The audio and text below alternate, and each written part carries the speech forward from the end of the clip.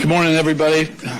Sorry we're a few minutes late. Appreciate you all being here at the Arthur M. Blank Family Office and those who are joining on the live stream. Before we get into questions, just a couple of housekeeping items. As you know, we have 3 open searches. There's a lot of reporting out there about the candidates and other things. Just want to confirm again that we will announce completed interviews once completed. We will not be announcing scheduled interviews. So once we've completed an interview for all 3 searches, we will announce those, and we will have press conferences with all of the selected leaders that will be joining our organization. So we're going to start now. Just an important note, those interviews with the president of football are starting today. Arthur has a full schedule of meetings and interviews today and tomorrow. So we're going to go for about 20-25 minutes, and we'll wrap up. I'm going to go ahead and start with Mark Raimondi and Joe Patrick. We'll go from there. Wherever you are. Okay. Hey, the team finished on a 4-game winning streak, and there was some speculation that that might be enough to, I guess, keep the status quo. Why did that not end up being the case? You evaluate a team throughout the entire season, and in this case over a couple of years, but let's say this for this season. And, it was my conclusion as the season went on that we could not achieve or not achieving at the level that I thought this roster was capable of performing at. It wasn't for lack of trying, it wasn't for lack of effort, it wasn't for lack of commitment. I have great respect and affection both for Raheem, who I've known for 11 years, and Terry for 5 years. The fact that the team won the last 4 games, I think, is a credit to the players, a credit to the coach and coaching staff. But at the end of the day, I didn't think we achieved the level that we're capable of. And I think that it's an expression that I often use, that good is the enemy of great. And I think we're capable of getting to another level. So that was the reason we made the decision. Joe? It was not a light switch went on and off. It was kind of a phased process over time. An awful lot of factors that go into it. Arthur, over here. Joe Patrick, 92.9 The Game. I'll just ask simply, what went into ultimately the decision to let go of Terry Fontenot and Raheem Morris, both individually?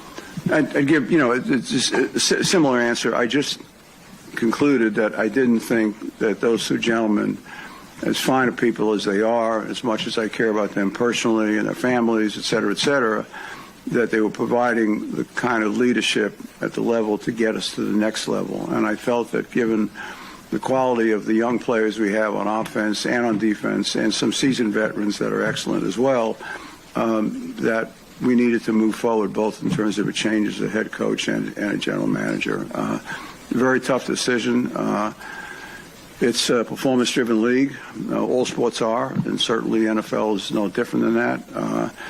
And so they understand that, and certainly I represent the fans. I've said this many times. I view myself as a custodian of the franchise for the fans. As they felt pain and anguish and frustration during the year, I felt pain and frustration and anger during the year myself. So it was a very thoughtful, balanced decision that took time to reach, but I think it was the right decision for us. And fundamentally, we wanted to add somebody who's a president of football. And it was kind of clear on the titles, not football operations, it's president of football, because sometimes people could interpret that as being, well, they're responsible for the operations stuff, the backroom stuff, administrative stuff, but this person that we're trying to hire will be responsible for everything that relates to a football and grass. And so both general manager and head coach will report directly to that person, who will report to me. Ken? I guess I'll come and ask. John Harbaugh is available. Can you evaluate him as a potential candidate? Well, John has been one of the most successful coaches in the last 20 years in our league. Has won at every level, and so he would certainly be a candidate we would want to spend some time with. Whether or not he would have an interest in Atlanta, I don't know. I read earlier today he's not taking any interviews this week, and probably will start this coming week, so I'm sure we'll have him on our cycle, assuming he's willing to take an interview with us. Let's go to hometown, and then we'll go over here, and then back to Charles Odom. How you doing, Arthur? Good morning. Question, two-parter for you and for the process with the search firms. What guardrails do you think are in place this time to ensure that the final decision is a better one than the last two? And are you going to do anything differently? And will the search firms do anything differently in their approach to getting to the final decisions? Well, I think I'd give you several parts to respond to that. One, as we all go through life, we all have life experiences, and hopefully you grow through them, you learn from them, and then when you have the same opportunity to make another decision, you make it a little bit differently if it was a mistake previously. So I think we've learned, this last sequence, some things we'd probably do a little bit differently in terms of points of emphasis. Both of these firms, Sportsology, we retained several months ago to do a deep dive on the health, if you will, of the football operations side of our business. They've got great experience in a multiple of sports in that regard, including the NFL. They pointed out some things to us, so they'll help with the search particularly in terms of the general manager search. And ZRG is one of the leading search firms in the world of sports and NFL and football. So we'll be using their talents as well to help screen and filter and ask the right kinds of questions. Our search committee will be structured a little bit differently than it has been in the past. Still be made up of a component of people that represent our leadership and all areas of our businesses, but we're going to put heavy emphasis. We're hiring this president of football first. That's the goals, and over the next couple of days, we have a series of interviews set up. We want to get that person in their seat and have them lead the interviews for the head coach and general manager position going forward. Does that answer your question? What will you do? What will I do? What will I be doing? I'll be doing the same thing that I'll always be doing, which is being available, providing, not only the financial resources, which is the easiest part of my job, but, make sure the culture is maintained, sharing any wisdom, making sure people are working cohesively together with the same goals in mind, and doing whatever I can do to support. That's my job, is really to support. I'm a servant leader. If you look at, an inverted triangle, which we talk about in our business all the time, the guy that's way at the bottom is me. I'm there as a support system for all of our businesses, and certainly football is no different than that. Back here, and then to Charles, and then Arthur, right here. Yes, sir. Gary Chapman on SI. What role first off, what went into the decision to draft Michael Penix and also sign Kirk Cousins? Who made that decision? And then what role did you feel like this had in the process that you made to part ways with general manager and head coach? Well, I think, we've talked about this a good bit in the past, but just a quick summary. I think, when Kirk became available, I think the football folks on, the coaching side and personnel side both felt this was an athlete who performed at the highest level for 14 years in our league, coming off of an injury. Our medical staff felt the injury was at a point where he could play and play effectively. So we stepped up, and because, we want to win, we felt that was the right decision at that time.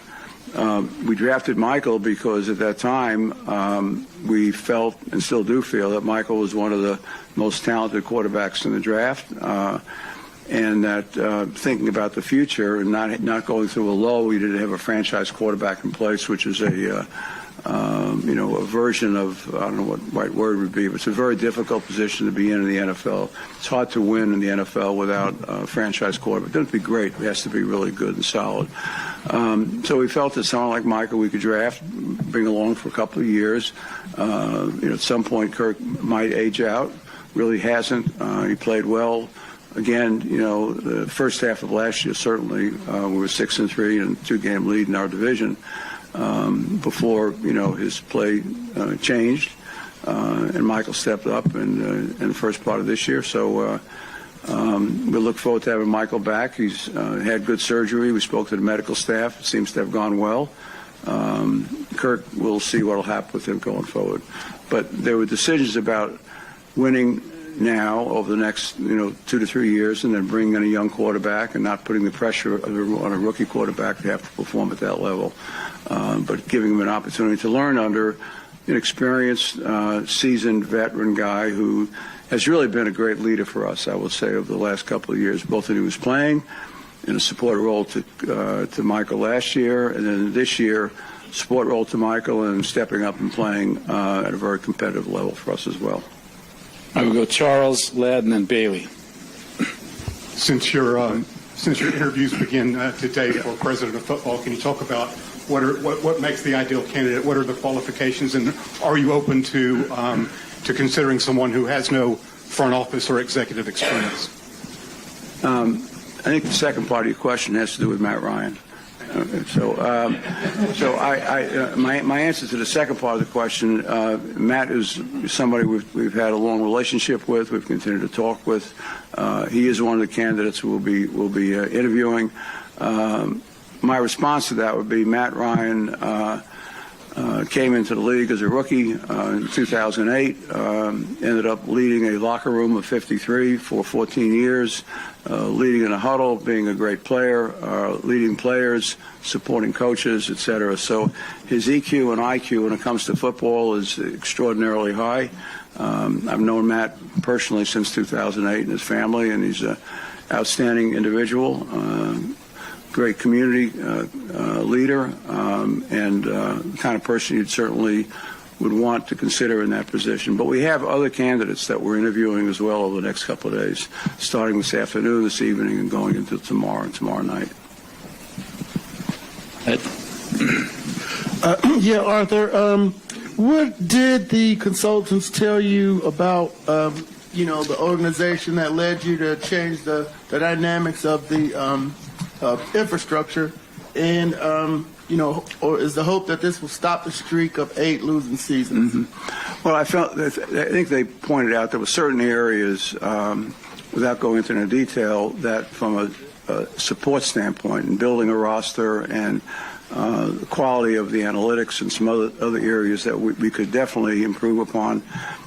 They felt the areas of accountability and communication could be tightened up a little bit from what they have been.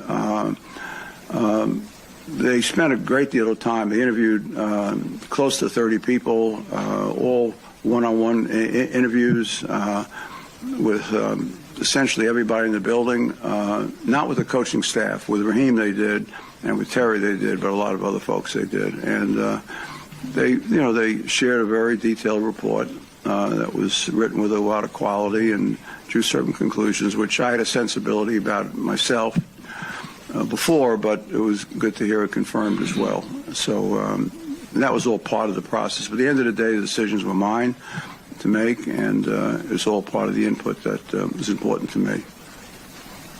Bailey? When you look at the head coach, I believe this will be. I'm sorry, I can't hear you. Can you hear me now? A little better, thank you. When looking at the head coach position, I believe this will be the 7th position you'll hire for head coach. What do you feel like has been lacking there, and what is something you're hoping this round in the hire you can bring an edge to hopefully get this right?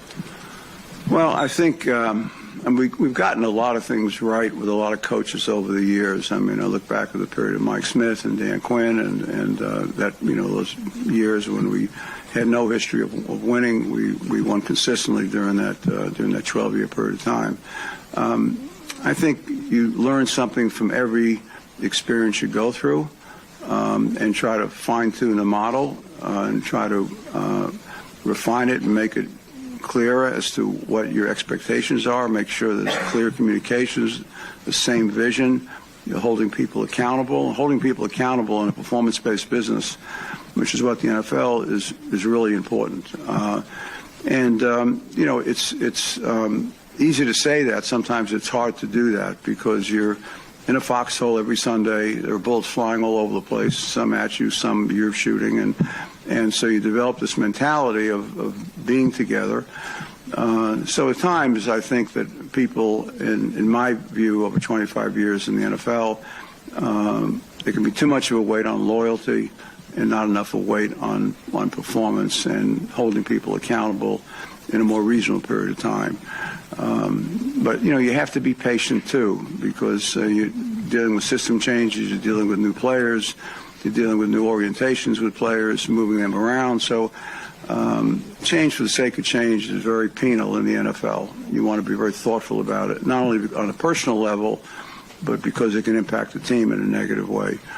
You'll find those organizations that have achieved in the NFL at a relatively high level, one of the things they have consistently is continuity, not just with ownership, but continuity at a head coach and general manager level. We're adding a third component to it now with the president of football, which we think will add another level of quality, another level of emphasis and execution that we haven't had in the past. We're going to go to Allison, then over to Terrence, then to Tori. Arthur, I just wanted to clarify. So do you believe that Michael Penix Jr. is the franchise quarterback for the Falcons and is a prerequisite for this new head coach to also keep Jeff Ulbrich as the defensive coordinator with the way they finished? Well, two answers, two questions. I do think Michael is our franchise quarterback. The injury he sustained was on his other knee. The surgeon felt 1,000% secure in the medical procedure they went through, and they really felt his knee was going to be even better than it was before. He's on a successful rehab program. He's back in Atlanta. He's committed mentally, physically. He feels good. So, yes, I would certainly see that. As it relates to Jeff Ulbrich, in my view, he did a really fine job for us this year. Certainly look at the record of sacks and just the overall performance of the defense was definitely better than it's been in the past. And you can't dictate to a new head coach, who their coaches are going to be.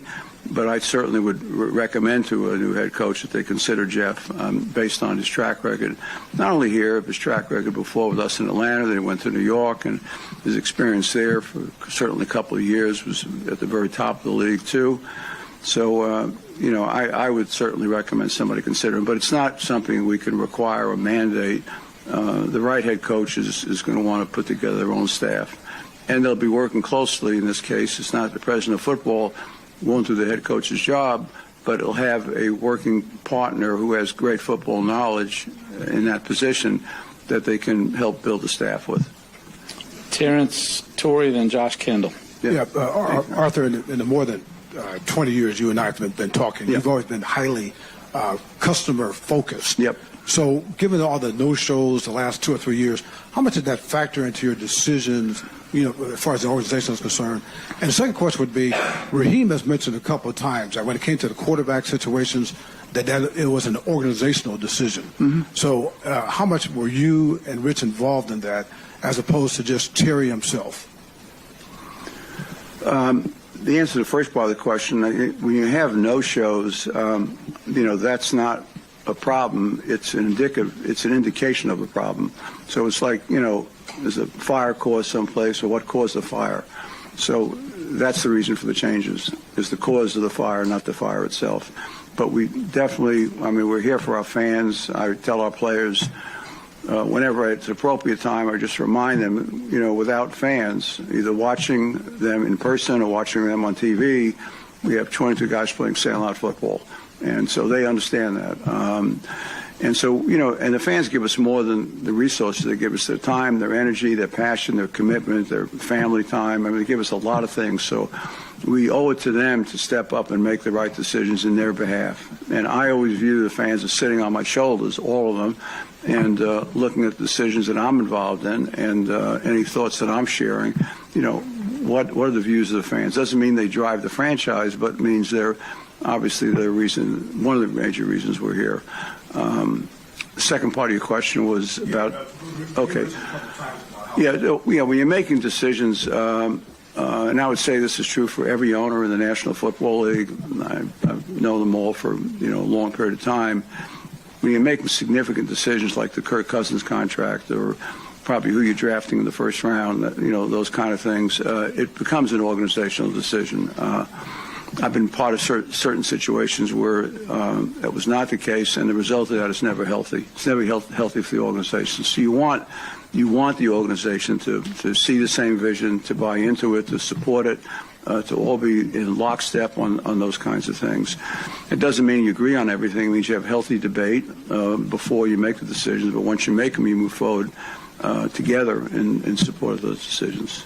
So it wasn't Joe Terry?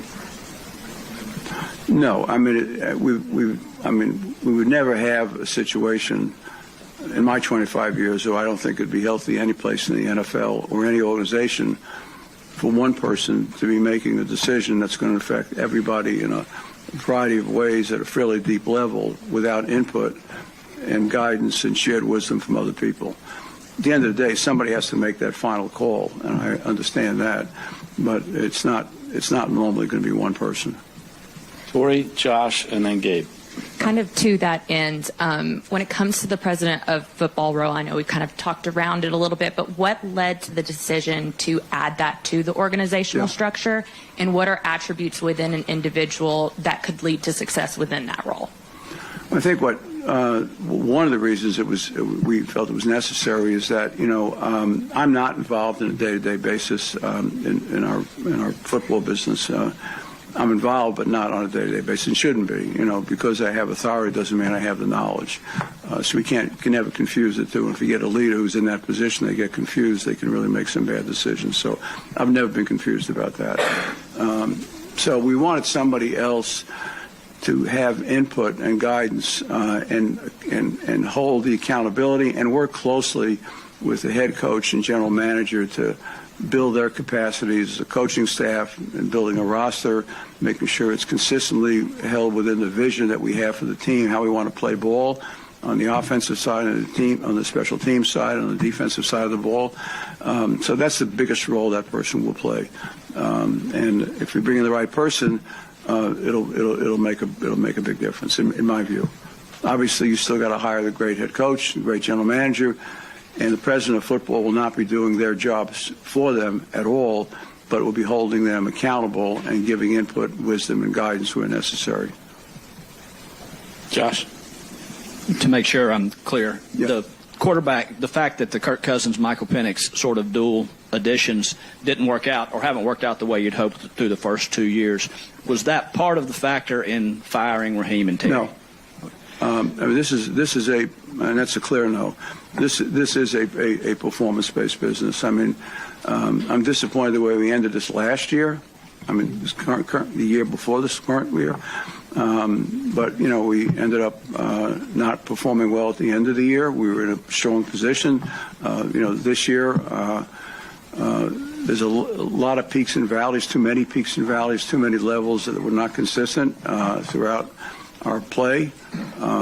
So it's a combination of things over a period of time, but it had nothing to do with the decisions that we collaboratively made about Kirk Cousins or about Michael Penix. And to make sure I'm clear, the new president of football will be the final say on draft picks, on roster construction. Well, I gave you a quick answer, yes. You don't want, you're not going to find a head coach at the level we want to see, or a general manager at the level we want to see, that are going to cede their job to a president of football. And you're not going to find a president of football who is really a balanced leader and a thoughtful leader who wants to do the job of other people working for them. That never works in any organization, in any industry.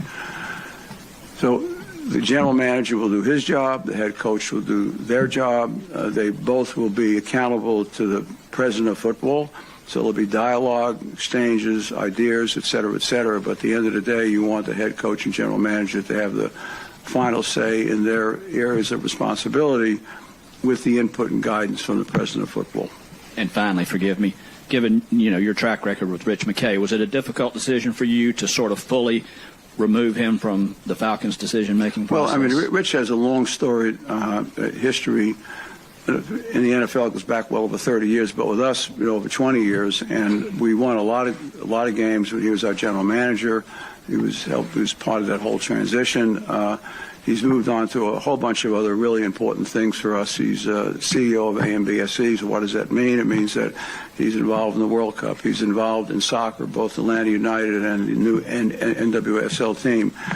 He'll be involved in a lot of community things. He chairs the Metro Chamber this coming year. I've done that once in my life in 2001, and that by itself is almost a full-time job. It's breakfast, lunch, dinners virtually every day, community meetings, leadership, things of that nature. So he's got a very full plate, and he will continue to serve as co-chair of the competition committee for the National Football League. So, and complete support of our Commissioner Roger Goodell in that regard. Go to Gabe, and then we'll wrap up with Carl and Chris. Yeah.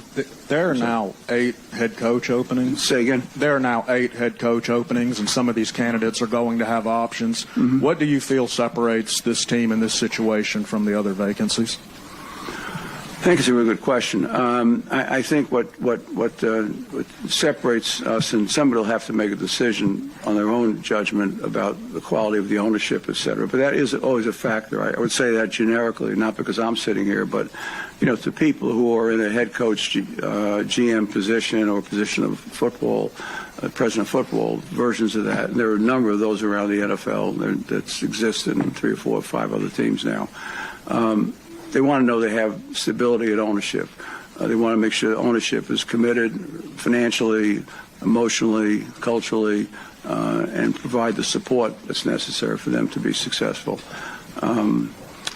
I'm sorry, the second part of the question. I apologize. Just how do you feel with your situation? Okay, yeah. So, and I look at our roster, and I look at the young players we have on both offense and defense. We had a really great draft class, in my opinion, this last year. We've had some other players carried over from a couple of years before that. So I like both sides of our roster. I like some of the seasoned vets we have as well. I love our stadium, voted #1 in the United States again for fan experience, and that's not unimportant. It's important to the players to have fans show up. Goes back to Terrence's question earlier. Players hear the fans, they see the fans, they want the seats filled. There's a lot of things that determine that. One is a competitive product on the field, but also the experience they have within the building itself. So I think all of those things, Atlanta is a great city, great market, and I think all those things are factors in somebody making a professional as well as a personal decision. Because you're talking to coaches and general managers, in many cases, if not all cases, they have families, and so they're making decisions not only for themselves, but for their wives or their wives' partners to help them make that decision, along with their kids and whatever. There's a lot of factors, but Atlanta's a great market, too. Oh. Sorry. Arthur, what do you say to the fans who are very frustrated? Obviously, you heard, I'm sure you've heard from them. You just talked about your frustration. What do you say to the Falcon fans who are struggling with the idea that we can't seem to get this part of it right as far as the coach, general manager, et cetera? What's your message to them? Well, I think you go back and look at our history since when we acquired the franchise in 2001. We've had a great 14-year run under two head coaches. We've won a bunch of games. The last 8 seasons clearly have been very disappointing. The losing seasons and not getting the playoffs both. You have a team this year that has a losing season and is in the playoffs. So we don't want to be in either one of those categories. We don't want to lose and get in the playoffs. We want to win and be in the playoffs. So we will commit our intellectual resources, our financial resources, any bit of intellect or wisdom we can bring from the outside, inside, to make sure we understand more clearly what is it we could do better. What is it we can set in terms of setting the expectations for a new head coach, general manager? What is a president of football, which is a position we've never had in the history of the Falcons, filled now? What that person is bringing to the table in terms of holding people accountable, making sure we maintain a vision. It's very difficult in this business or any sports business when you have too many changes. Changes become excessive. The hardest people it's on is the players. New systems, new language, new positions sometimes. So consistency at the top is very, very important, but the quality of the consistency is really important. So in my judgment, changes we've had to make in the past have always been with a 3-year tenure. In my opinion, in this case, after 2 years, I knew that we had to make the changes. So this wasn't a time lapse kind of situation. It was a performance lapse situation that, in my judgment, I felt after 2 years, Raheem and his team, and Terry after 5 years, I felt I've seen enough to know that we could do better than this in my view. All right, we'll wrap it up with Chris Domino. Arthur, good morning. If it was a wellness check, that's Sportology. I'm sorry, what? If we're going to call it a wellness check, perhaps that's what Sportology did. It was a wellness check on the organization. What were one or two, maybe the most surprising things that you read about the organization, and how big a point of emphasis did they say there might be a murkiness when it comes to the hierarchy of power? President of football, let's do that. And then perhaps even with Rich, emphasizing once again that Atlanta Falcon football decisions are going to be made by people other than Rich going forward. Yeah, well, I mean, let me just clear that up again for the third time. I mean, Rich was not the focus of the report, and it's very clear. If I showed you his calendar and his schedule, I mean, he doesn't have time for anything else. So we've asked him to move away from his time with football, which was very limited over the last number of years. It was there, but very limited, to focus on all these other things that we're involved in. I think the big things coming out of the report, I said this earlier, was that, we have to have a consistent vision that everybody in the organization understands in terms of how we want to play the game consistently. You can go around the NFL, and there are certain teams, I don't want to name which ones, but you all probably can in your own minds, that if you would project 5 years from today, how do you think that team will be playing, what the points of emphasis will be in that team, you probably could pretty well predict, the kind of ball they'll be playing. It might be changed a little bit, refined a little bit, but essentially, we need to have a clearer vision on offense, defense, and teams, how we're going to play, and then have a coaching staff that understands that clearly, have a GM that understands clearly how do you build players, bring them into the roster that match that system and that philosophy, and hold people accountable for their results and their decision-making and their performance. It is a performance-based business. It's a high-risk, high-reward kind of nature. That is the industry that we're in. And that's what we've chosen to be in, and we love the opportunity to do that. We have to make sure we represent all those values correctly and represent our fans the way they would expect us to. Not impulsively, but thoughtfully. But once decisions are made, you don't measure 3 years, 2 years, 1 year. When you see the facts come to you and you draw a conclusion and make a conclusion based on solid information, you make that decision as soon as you can. Hence, after 2 years, we've decided to move on from Raheem and staff and Terry and his group. And just go back, was there anything surprising in their report of findings that? I would say that one of the things that I probably was a little bit surprising was the lack of clarity on, about the vision for the team, and that's that's in any business in any industry. We don't have clarity around vision about what you're trying to establish and trying to build. You could end up with a lot of disparate parts, everybody moving in different directions, and that means you're not only unsuccessful or partially unsuccessful, but you can be very inefficient. As laser focused as you can be in terms of exactly what you want to do, you're going to make better selections of players, coaches, and coaching staff, hold that kind of consistency in place, and then you modify over time depending on what's happening in the game. The game is changing. The NFL has definitely moved to a more focus on offense and defense over the years. But you got to, particularly when it comes to the playoffs, teams that have really great defenses do well. All right. Thank you all for to the fans. Thank you for your patience, your support, your own wisdom collectively and individually, and we promise you that we're 100% committed to bringing us back to the level that you would expect us to be at. So we appreciate that. Thank you all.